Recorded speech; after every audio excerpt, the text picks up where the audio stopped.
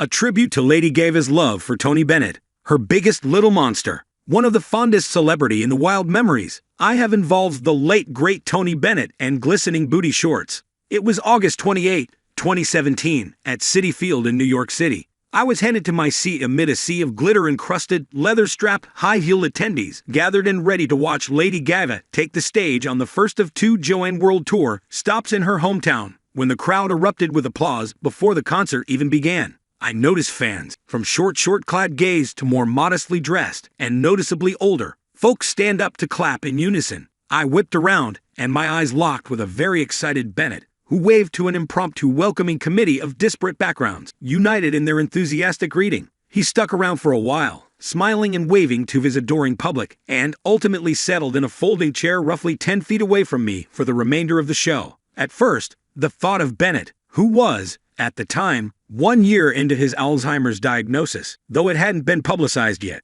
watching his cheek-to-cheek album partner gyrate and sing about masturbation on the Joanne tune, Dancin' in Circles, felt comical, so I made a mental note to keep tabs on Bennett during the performance. As Gaga powered through Just Dance, he shimmied in his seat. During Poker Face, he smiled. After applause, he applauded, seeing Bennett as a little monster. The name Gaga has used for her fanbase since the beginning of her career felt right in that moment, and I couldn't help but see the act of the audience clapping for Bennett's arrival earlier in the show as something altogether more powerful and indicative of the importance of their creative entanglement. They first worked together in 2011, at the height of Gaga's oddball empirical era, following the release of her pop culture magnum opus Born This Way, which had, months before, sold more than 1 million copies in its opening week. That made her appearance on Bennett's jazz-heavy duets in the album, with them covering Mitzi Green's 1937 song, The Lady is a Tramp, feel all the more shocking. No one could have predicted that one of the biggest names in modern pop would join forces with an octogenarian, especially one with whom most youngsters in Gaga's radical youth fanbase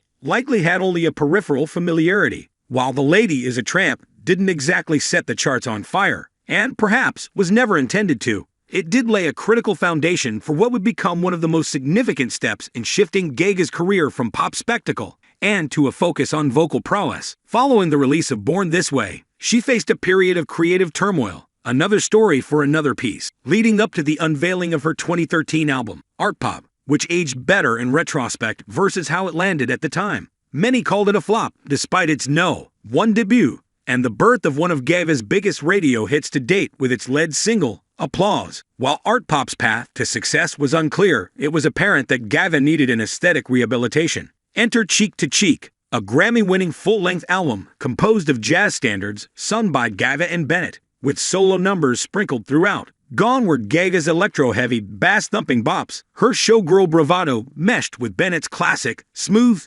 smoky vocals to create a most peculiar, but no less satisfying, marriage of unlikely styles that simply, inexplicably, worked. The album reached No. 1 in late 2014 and led to Gaga's show-stopping Sound of Music medley at the 2015 Oscars. Suddenly, Gaga wasn't just a pop starlet, she was a respected vocalist, with Bennett guiding the way. What could have ended there as a feather in Gaga's cap soon blossomed. The pair embarked on a 36-show cheek-to-cheek tour from 2014 to 2015 and released the PBS concert special Tony Bennett and Lady Gaga, Cheek to Cheek Live. Unbeknownst to the public, Bennett was diagnosed with Alzheimer's in 2016, but Gaga continued to work with him throughout his later life. They recorded their second and final joint album, 2021's Love for Sale, between 2018 and 2020, and partnered on the emotional CBS special One Last Time, which chronicled their last on-stage performance together in New York City. Gaga regularly cried during the promotional cycle for the album,